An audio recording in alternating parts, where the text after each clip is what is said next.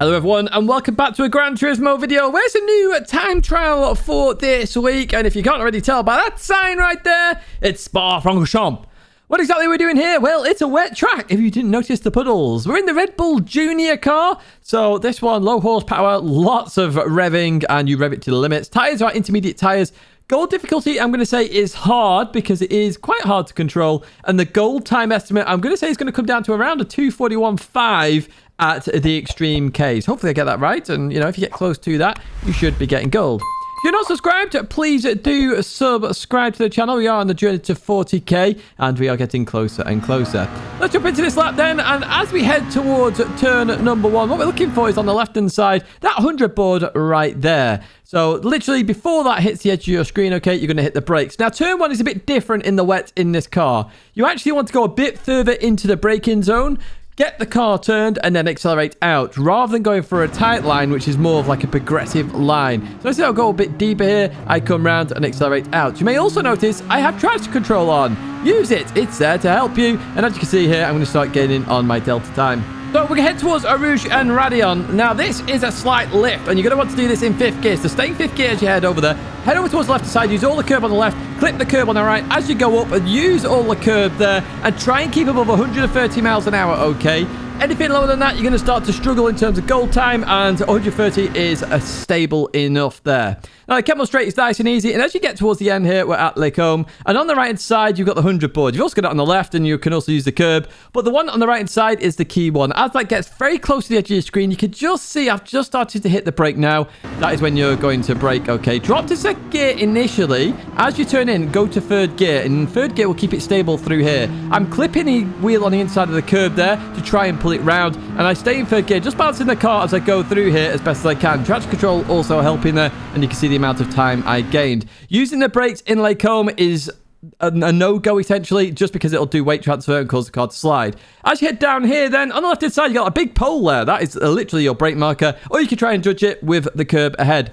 Brake in a straight line. So aim towards the corner if you need to, and brake as much as you can in a straight line, because if you start to turn and 100% brake, the car will slide and it'll go all over the place and you'll just go way too deep. So brake in a straight line and then turn in, or try and aim for the apex as you brake, and you'll be fine. That is an accelerating marker right there. So the last green bollard on the right hand side, that's when you need to start thinking about accelerating. So as that leaves your screen here, notice I go on the throttle now and trying to judge the car accordingly as I leave that corner. I'm then into 3rd gear, and I'm looking along the fence. The headlights highlight this double gap here in the fence. It's the 2nd one along, and you do highlight it. So keep that in your peripheral vision as you head over towards this side. It'll start to disappear as you start to turn left, because obviously the headlights aren't facing it anymore. But as I get there, I dab the brake here, slow the car down, maintaining a decent speed there, above 65 miles an hour. Accelerate out, avoiding all sorts of wheel spin on exit. As we head towards Pouhon then, what we're looking for is the 50 on the left-hand side. You can use the one on the right, but I'm using the one on the left here. Literally, as that leaves the screen on the left-hand side, I'm going to brake and drop to 4th gear. Now, it's actually a later turn-in, and you realise in this car, because it's wet, you don't want to turn in too early, you'll just understeer. So a later turn-in, allow the car to then come in a bit later on there, start to accelerate. You're going to get a bit of oversteer through this corner, okay? Especially as you get to the second part here, you'll notice I start to oversteer, I shift to 5th gear. It's an easy way to try and catch the oversteer there, and a tip I would highly advise you do as well. As you head towards this chicane then, the little gantry, or the gantry sign there above there, literally is your braking marker. So as that hits the edge of your top of your screen there, that is when you're going to brake, okay? Now, with this corner, there are some puddles on this corner, so you do have to be careful. I'm taking a very tight line on the inside, but as I go through this left, I'm taking a slightly wider line because that huge puddle right there, as I don't want to unsteer off, so try and avoid that if you can. A little bit of oversteer on exit, and as we head towards this right-hander, there's a puddle on the left-hand side. That's your brake marker. Now, you're probably going, Tidge, the track may change. It doesn't change. Trust me, I've done a fair few laps around here. I did about 10 this morning as I restarted as well a couple of times. That puddle doesn't change. That is your brake marker for this corner. You're going to drop to 2nd gear and then early shift to 3rd, okay? Again, it's for stability. You don't want to slide this car. As much as it's good fun, you don't want to slide. Now, on the right side, at the start of the curb on the right side is your turn-in marker for this corner. Again, turning in too early will force understeer and you'll have to lift off. So turn it a bit later. Use that as a bit of a mark here. Turn in. 4th gear, okay, to stop the sliding. I'm lifting a little bit here to really clip that curb and make sure I get round. There'll be a bit of oversteer on the exit as well. Be careful of that as we start to head towards Blanchimont.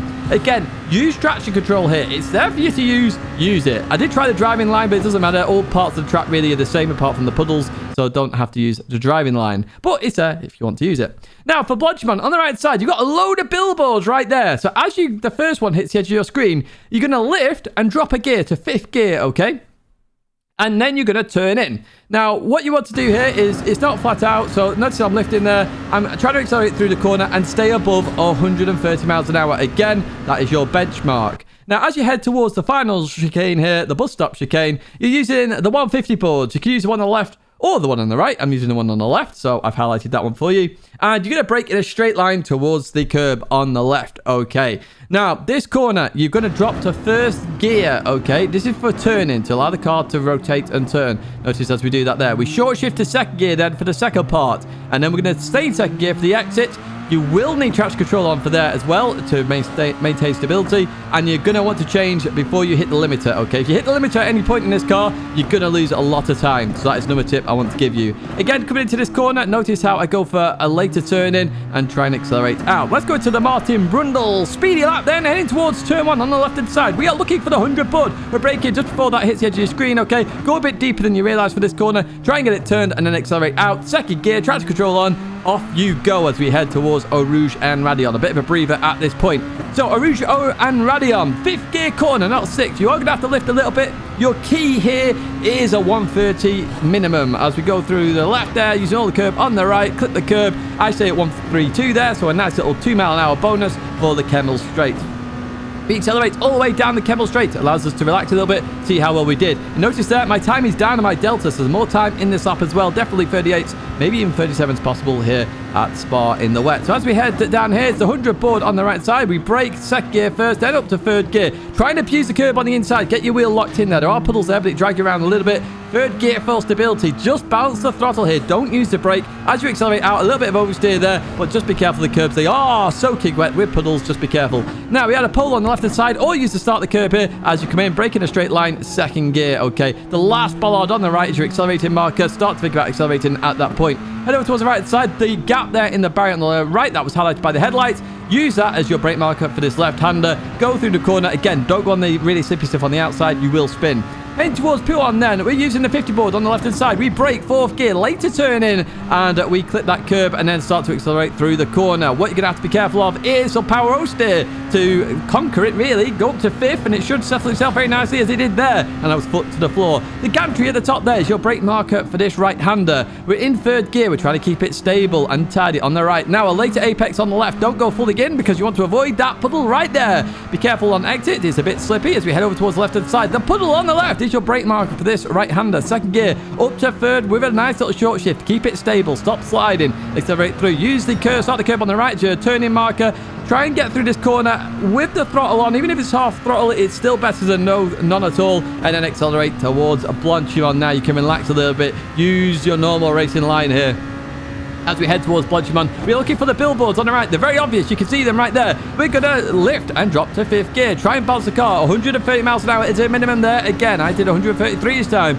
3 mile an hour bonus as we head towards the chicane here. 150 meter board brake marker then as we go into this corner. 1st gear for the first part. We then short shift to 2nd to avoid any traction issues. As we go into the second part here, we're going to accelerate out. Traction control helping us all the way to the line. And that's going to be a 239.1, I believe it is. But there are 38s in there and there will be 37 as well. And that is it in terms of this lap. Remember, turn 1, try and go a bit deeper and turn and then accelerate out.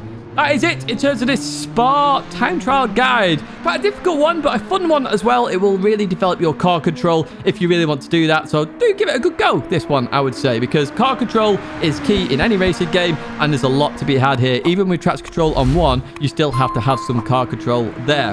That is it in terms of this video. If you did like it, give it a like. Subscribe to the channel to stay in touch with all the latest content and help on the journey to 40k. 2 videos to check out there, including last week's time trial, which is still available for you to get gold on. I'd say a big thank you for watching, and I hope to see you in another video or live stream again very soon.